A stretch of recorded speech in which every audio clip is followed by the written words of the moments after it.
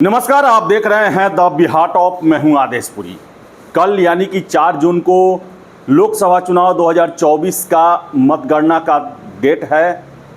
सारे लोग, पूरा देश जो है काफ़ी बेसब्री से इंतजार कर रहा है कि कल के परिणाम क्या होंगे। लेकिन आज हम इस वीडियो में चर्चा करेंगे कि 2024 चुनाव को लेकर बिहार के 2 सीट पर काफ़ी ज़्यादा मेहनत किया गया, चाहे बीजेपी हो या फिर आपको बता दें महागठबंधन की पार्टी आरजेडी हो।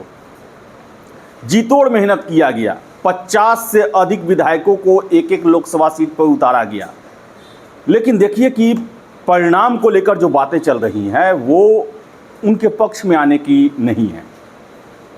यानी कि जो सीट जो है वो काफ़ी प्रतिष्ठा का विषय बना हुआ है। लाखों मेहनत के बावजूद भी वहां सफलता मिलते हुए न बीजेपी को दिख रही है, न ही आरजेडी को दिख रही है।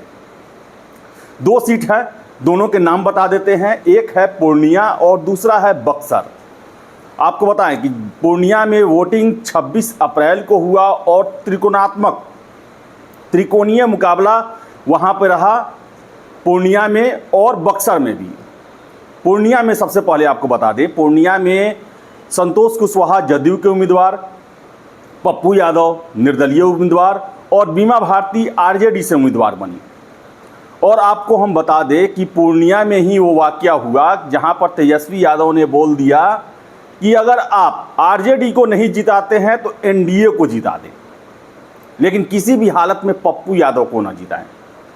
पप्पू यादव और राजद के बीच में आर पार की लड़ाई का जो क्षेत्र जो है वो बन गया था पूर्णिया।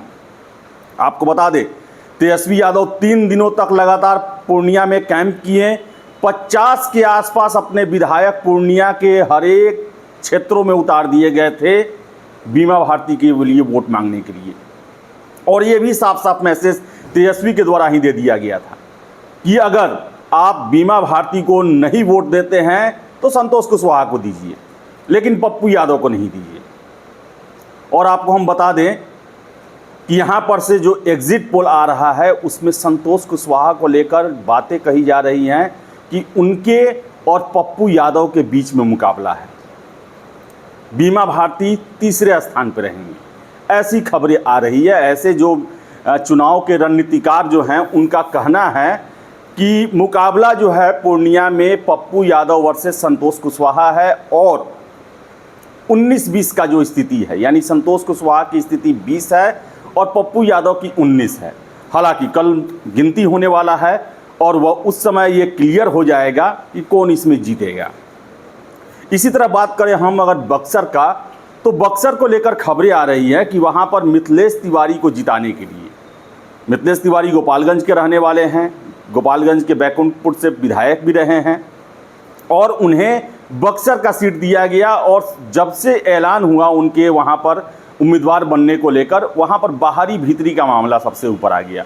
अश्विनी चौबे भी नाराज़ थे और ऐसे में कहा गया कि अश्विनी चौबे की नाराज़गी जो है वो बीजेपी के लिए भारी पड़ेगी। इसके साथ साथ आनंद मिश्रा, असम कैडर के आईपीएस अफसर, वो भी वहाँ से उम्मीदवार बने और जीतोड़ मेहनत उन्होंने किया।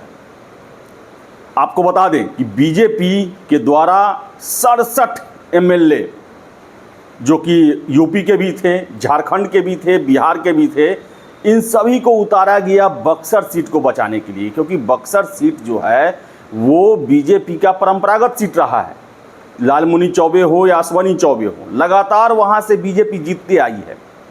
लेकिन इस बार स्थिति डामाडोल थी। सुधाकर सिंह जो आरजेडी से उम्मीदवार हैं, ददन पहलवान वो भी खड़े हुए थे, बीएसपी के उम्मीदवार, सारे मजबूत कैंडिडेट बक्सर में जोर आजमाइश कर रहे थे और बीजेपी को डर था कि कहीं ये सीट हम लूज ना कर जाएं। 57 बार हेलीकॉप्टर उतरा हुआ है बक्सर लोकसभा सीट पर।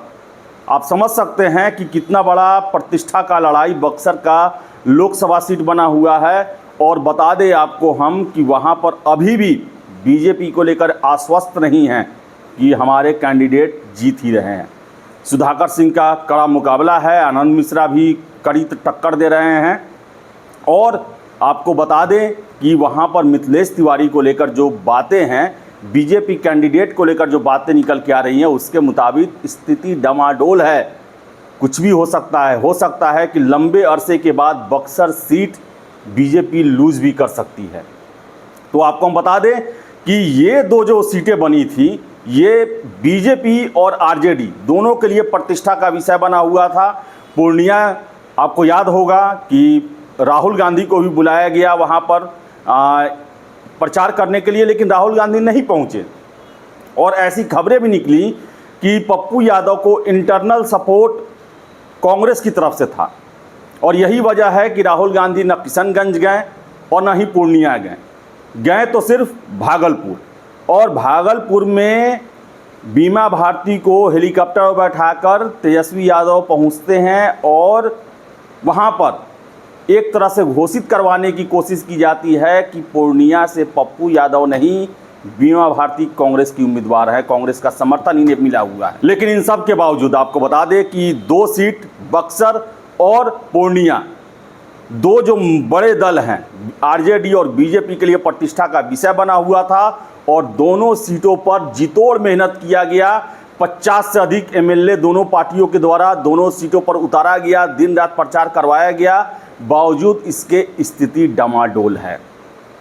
देखिए कल क्या होता है। अगर ये दोनों सीट आरजेडी या फिर बीजेपी लूज करती है तो एक नया ही समीकरण इस क्षेत्र में बनेगा। फिलहाल इस वीडियो में इतना ही। वीडियो पसंद आए लाइक शेयर करें, हमारे चैनल द बिहार टॉप को सब्सक्राइब जरूर कर लें। धन्यवाद।